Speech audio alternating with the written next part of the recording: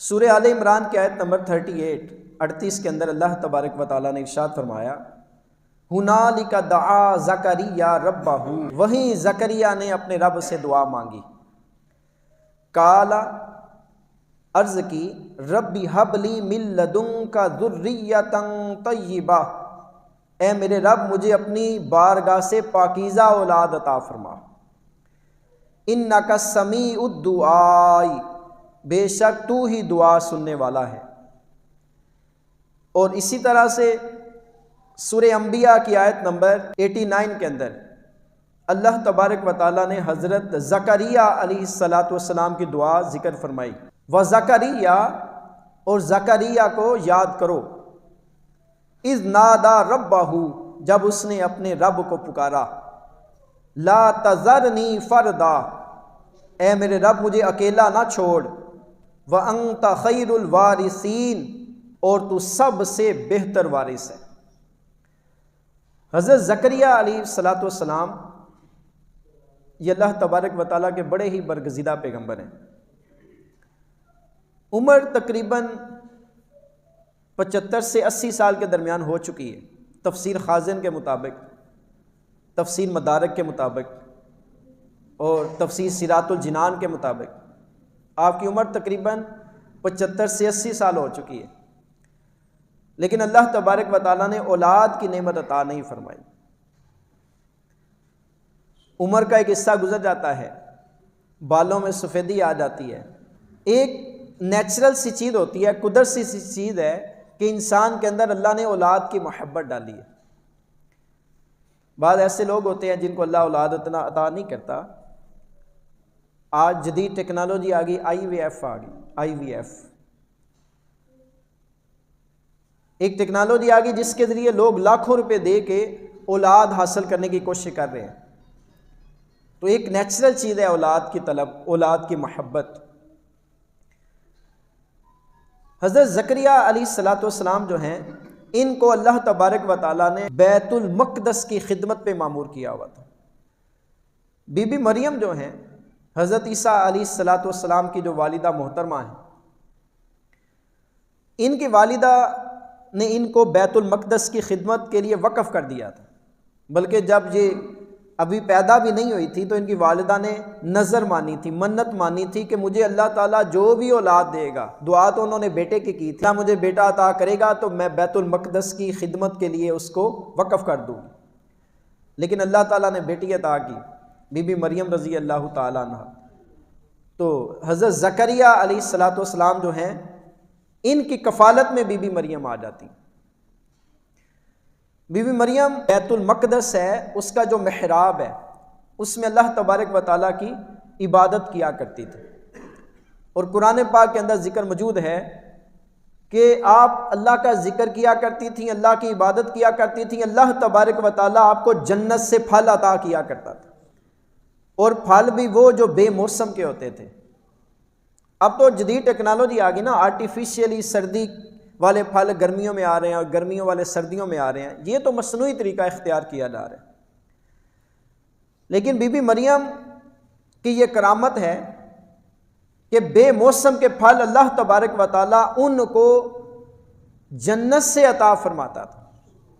اور حضرت زکریا علیہ السلام جب باب مریم میں جاتے تو آپ دیکھتے کہ وہاں پہ تو بے موسم کے پھل آئے ہوئے.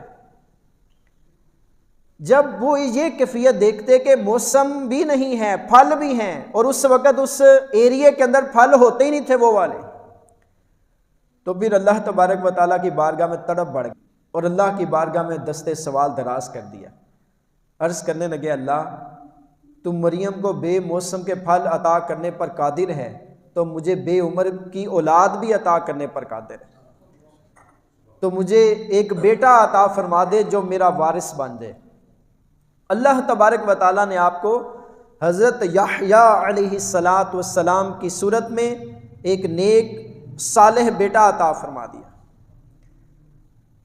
انبیاء علیہ السلام کا بھی ایک وقت گزر جاتا ہے، 75 سے 80 سال کی عمر ہو جاتی ہے، لیکن اولاد نہیں ہے. ہمیں یہ جو دعائیں ارشاد فرمائی گئی ہیں نا، یہ مانگنے کے لیے عطا کی گئی ہیں. اور دوسرے نمبر پہ ان دعاؤں کے اندر ہمارے لیے کیا درس ہے، ہمارے لیے کیا لیسن ہے، وہ بھی چھپا ہوتا ہے کہ جی اللہ کے نبی ہیں، کہ اللہ کے نبیوں میں سے جب کوئی اللہ کی بارگاہ میں ہاتھ اٹھاتا ہے تو اللہ تبارک و تعالیٰ ان کی دعا کو رد نہیں فرماتا۔ ہاں دیر ہو سکتی ہے، تاخیر ہو سکتی ہے۔ حضرت ابراہیم علیہ السلام نے دعا کی، ربنا وابعث فیہم رسولا، کہ اللہ ان کے اندر ایک نبی بھیج، ایک رسول بھیج جو ان پر تیری آیتیں پڑھ کے سنائے۔ تقریباً 2600 سال کے بعد یہ دعا قبول ہوئی، 2500 سے 2600 سال کے بعد حضور نبی کریم صلی اللہ علیہ وسلم اس دنیا کے اندر تشریف لائے اور کفر و شرک کا کلا کما کیا۔ حضرت ابراہیم علیہ السلام ہیں، انبیاء کے جد امجد کہا جاتا ہے ان کو۔ حضرت ابراہیم علیہ السلام کے بعد جتنے بھی انبیاء آئے ہیں وہ آپ کی اولاد میں سے آئے ہیں، اولو العزم پیغمبروں میں سے ہیں۔ کعبہ کی تعمیر کر کے کعبہ کے پاس کھڑے ہو کے دعا کر رہے ہیں، اے اللہ ان کے اندر ایک رسول بھیج، لیکن 2600 سال لگ جاتے۔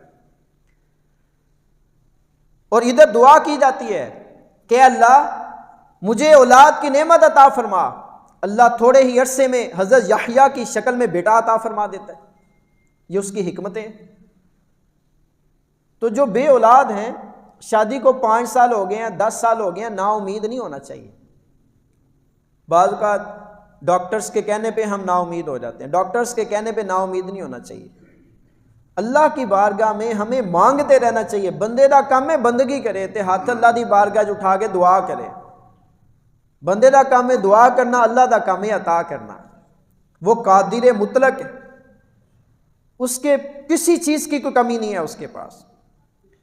اور دوسرے نمبر پہ ہمیں یہ بھی پتہ چلا کہ جہاں پہ نیک لوگ عبادت کرتے ہیں، جہاں پہ نیک لوگ کھڑے ہو کے دعا کرتے ہیں، وہاں پہ دعا کرنا دعا کو مستجاب بنا دیتا ہے۔ حالانکہ حضرت زکریا علیہ السلام اللہ تبارک و تعالیٰ کے نبی ہیں، اور بی بی مریم رضی اللہ تعالی عنہا یہ اللہ کی ولیہ ہیں۔ تو اللہ کے نبی وہاں پہ کھڑے ہو کے دعا کر رہے ہیں جہاں پہ بی بی مریم دعا کرتی ہیں، جہاں پہ وہ عبادت کرتی ہیں۔ تو پتہ چلا کہ جہاں پہ نیک لوگ ہوتے ہیں وہاں پہ دعاؤں کو شرف قبولیت عطا کیا جاتا ہے۔ وہ انبیاء کے مزارات ہو سکتے ہیں، وہ اولیاء کے مزارات ہو سکتے ہیں، وہ کسی نیک با عمل عالم دین کا گھر ہو سکتا ہے جہاں پہ وہ اللہ کی عبادت کرتا ہے۔ تو اللہ تبارک و تعالیٰ اپنے پیاروں کی دعاؤں کو رد نہیں فرماتا۔ اور یہ جو خرق عادت چیزیں ہوتی ہیں یہ اللہ کے نبیوں سے، اللہ کے ولیوں سے ہوتی رہتی ہیں۔ جب حضرت خبیب رضی اللہ تعالیٰ عنہ گرفتار ہو گئے، جب نبی پاک صلی اللہ علیہ وسلم نے 10 صحابہ کو ایک صحابی رضی اللہ تعالیٰ عنہ کے ساتھ یہ کفار کی جاسوسی کے لیے بھیجا تھا، بخاری شریف کے اندر حدیث ہے، تو کفار کو پتہ لگ گیا تو تقریباً 8-9 صحابہ کو انہوں نے شہید بھی کر دیا۔ تو حضرت خبیب رضی اللہ تعالیٰ عنہ کو قید کر لیا گیا۔ تو جہاں پہ قید کیا گیا تھا نا، وہ ایسے بندے کی قید میں تھے کہ جس کے باپ کو حضرت خبیب نے غزوہ بدر میں قتل کیا تھا۔ تو اس کی جو وہ دیکھتی تھی، خبیب کے ہاتھ زنجیروں میں جکڑے ہوتے تھے لیکن اللہ تبارک و تعالیٰ ان کو انگور عطا فرماتا تھا۔ ہاتھ زنجیروں سے جکڑے ہوئے ہیں، اور اس وقت موسم بھی انگوروں کا نہیں ہوتا تھا۔ میں سمجھ جاتی تھی کہ یہ اللہ تبارک و تعالیٰ نے خبیب کو تحفہ عطا کیا۔ نیک لوگ ہیں، صحابہ ہیں، اولیاء ہیں، صلحاء ہیں، ان سے یہ چیزیں ظاہر ہوتی ہیں۔ تو جب ایسے کسی نیک بندے سے آپ کا واسطہ پڑتا ہے تو اس سے دعا ضرور کروایا کریں۔ اس طرح کوئی عالم دین سے ملاقات ہوتی ہے نا، تو اس سے کہا کریں حضرت ہمارے لیے دعا فرما دیں، وہ دعا فرمائے گا، ہمارا بیڑا پار ہو جائے گا۔ کیونکہ صحیح بخاری کی جو حدیث ہے نا، حضرت ابو ہریرہ رضی اللہ تعالیٰ عنہ جس کے راوی ہیں، جس میں اللہ کے ولی کا ذکر آتا ہے، لمبی حدیث ہے، اس میں نبی پاک صلی اللہ علیہ وسلم نے ارشاد فرمایا کہ اللہ ارشاد فرماتا ہے، یہ حدیث قدسی ہے، فرمایا جب میرا ولی میری بارگاہ میں سوال کرتا ہے، دعا کرتا ہے، میں اس کا سوال ضرور پورا کرتا ہوں۔ اللہ فرما رہے میرا ولی میری بارگاہ میں ہاتھ اٹھائے تو میں اس کی دعا کو ضرور شرف قبولیت عطا فرماتا ہوں. جدوں کوئی نیک بندہ مل جائے تو انہوں لگے کہ یار یہ بندہ نیک پرہیزگار ہے. ویسے تو اللہ سب دی دعا قبول کرتا ہے نا, میرے جیسے گناہ گار لوگوں کی بھی اللہ دعا قبول کرتا ہے, تو جو نیک ہیں ان کی تو بہت زیادہ دعائیں قبول کی جاتی ہیں. تو اللہ کی بارگاہ میں دعا کرتے رہا کریں.